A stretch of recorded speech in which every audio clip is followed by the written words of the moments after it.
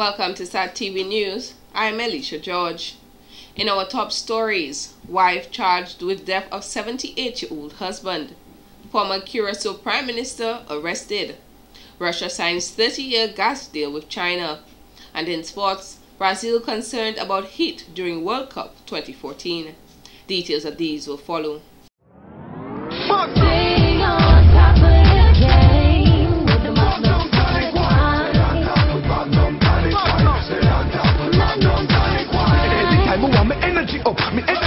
Magnum of the energy stuff. Let me stay on top of my life, on top of my world. Stay on top of my world, on top of my good. Stay on top of the game with the Magnum tonic wine.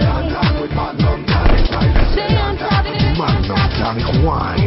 Energy when you need it. Welcome back.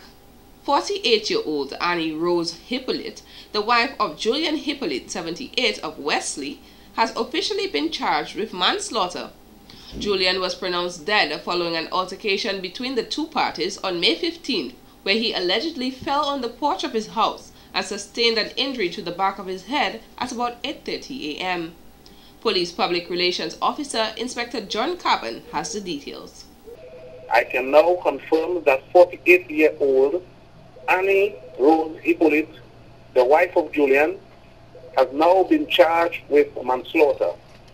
She is expected to appear before a Roseau magistrate today, May 21, 2014. According to the inspector, the motive and cause for death has not yet been determined. I cannot say that cause is death at the moment because we have to wait on the autopsy. But as a result of the altercation, that is what really caused him to really die at the time. After thoroughly reviewing the statement, former United Workers' Party UWP candidate for the Maho constituency, Senator Ronnie Isidore, has said that claims made against him by members of the UWP are absolutely untrue. It is absolutely not true that I have violated or breached the party's trust in positioning the party to win the Maho constituency. I have gone about over the last 4 years, maybe over 4 years, meeting the constituencies, building the relationship that I think I needed to build. On May 14, 2014, President of the party, Ezekiel Bazil, announced that Isidore would no longer be contesting the next general elections, citing reasons like trust and respect for the leadership of the party for the dismissal.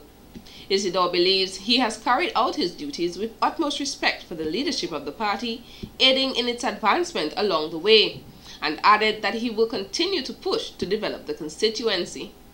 It doesn't mean that my service and my public service to the people of the constituency has ended, you know. It doesn't mean that at all. I mean, besides the politics, if you do the research, you'll find out I'm very engaged. I mean, in many other areas of service in the constituency, across the constituency. It's difficult for somebody to say that I have not represented the goals and the interests of the campaign when they have not come into the constituency to make that assessment. The party will decide whether or not Isidore will remain as senator during the UWP's next General Council meeting. No date has been set. Training for staff in the field of paramedics is an urgent need of the fire service, according to its public relations officer, Wayne Later. At present, the fire service operates only an ambulance service, but paramedic training would be a valuable asset. In the fire department, we have personnel trained as far as emergency medical instructors. So we have emergency medical technicians, and that has to do a lot of biology and training in the body and health. So fire officers have to engage in that type of work also. We would like to see that now that the ambulance service, and this is part of the fire department plan, that it is upgraded to a paramedic service and not just an ambulance service. The PRO stated although they currently have many fire officers training as emergency medical technicians for the ambulance service, a paramedic service is much more developed. He said this is important as the world is developing at a very fast pace, and they too need to keep up to date with the changing times and technology. You could find that an effective paramedic service would actually reduce the strain on your central hospital. Because with a paramedic service, not all the patients would be transported to the hospital. Because some patients would be able to be diagnosed by the paramedic on the ambulance, and you would choose if it's to take that person to the hospital or not. And sometimes it's because you find the ambulance sometimes transporting somebody simply because they got a scratch on the leg. Some think that if the ambulance attendant were paramedics, they could have done a diagnosis. But no, we can't right now, so we have to take the person to the hospital for that diagnosis. As first responders, he said, being able to treat patients in the field as paramedics is something that could also save lives, as time is critical in any emergency. Later says they are remaining optimistic that it will be possible in the future, as this is an aspect they have included in their 3-year strategic plan. He noted the public must be aware that the job of a fire officer is not limited to that of extinguishing fires, as there are many other activities in which they are involved. For the past 10 years, I would say the fire prevention unit has improved, it has grown, and even presently at the fire prevention unit we have a staff of 5, and that goes into educating the public.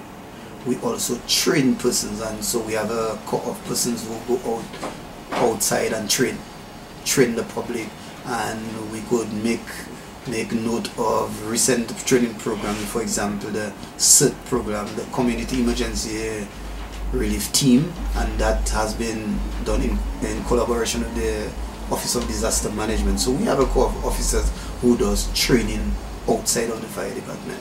So we do that also. The fire prevention unit does a lot of work in inspection of buildings, and that's for fire, as per fire safety and occupational safety.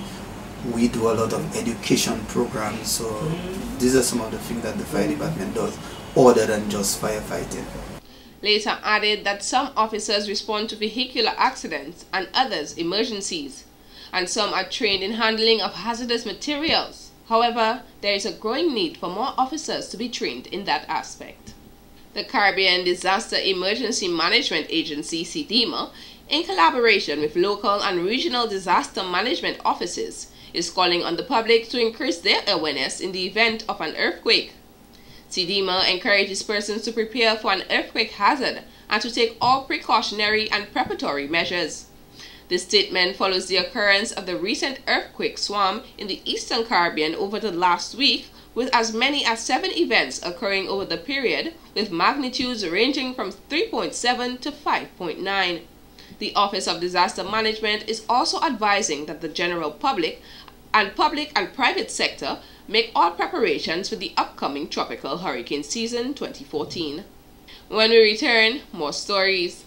Crunchy, cheesy, and unbelievably tasty. Chiefy snacks are loaded with flavor and are sure to satisfy your wildest snack cravings. Try one of our special snacks today. Share it with a friend or savor it alone. The choice is yours. And when you buy Chiefy snacks at Ask the Fans, you know you're paying the lowest price you can find anywhere. Ask the Fans. Right place, right price.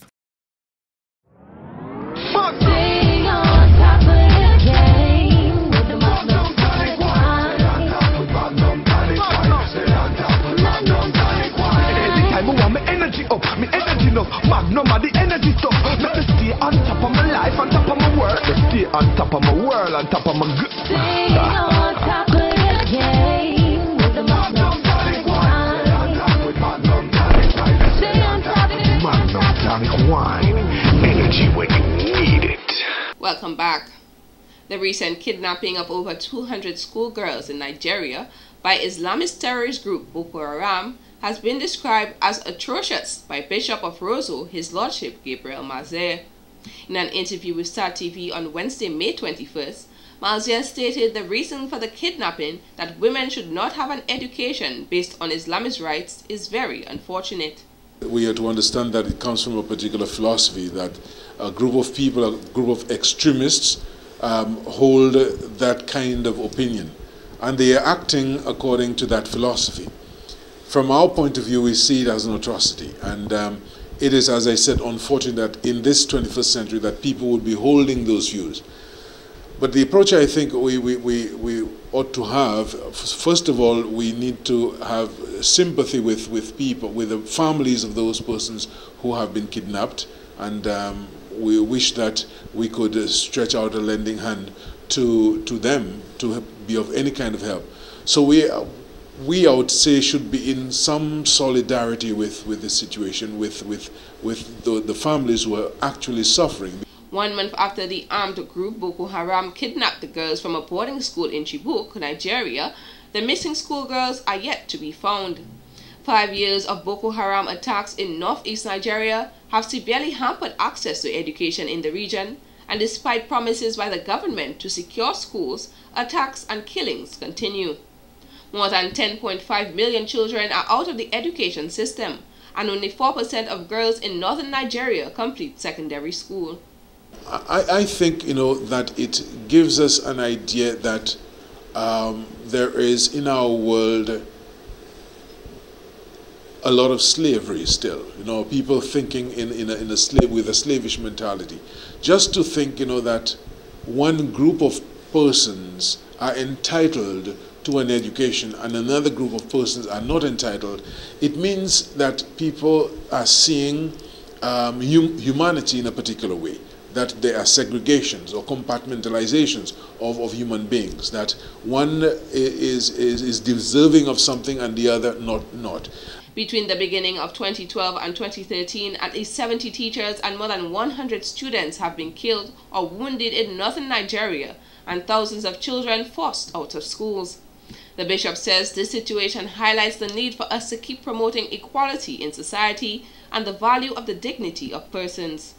He hopes that the terrorist group will realize what they did was wrong and will release the girls. The bishop is also urging Dominicans to pray for the girls and their families.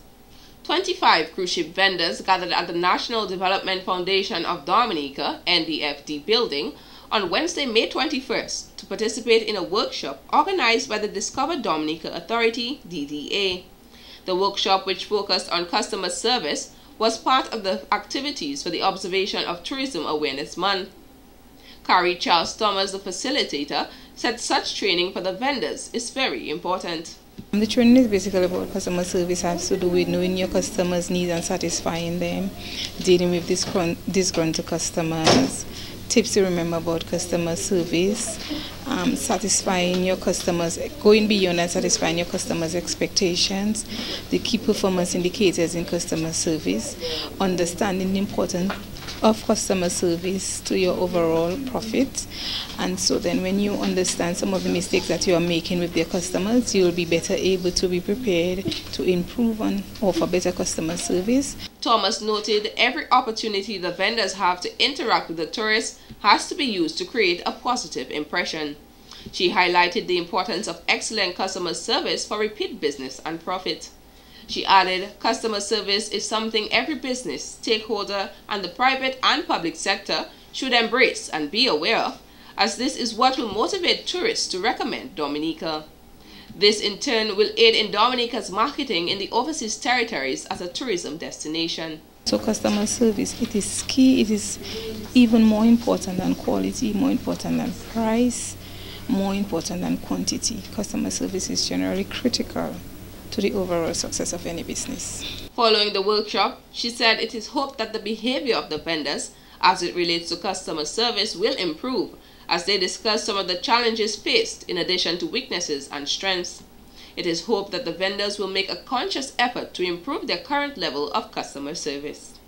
This has been the local segment of the news. Coming up next, regional highlights.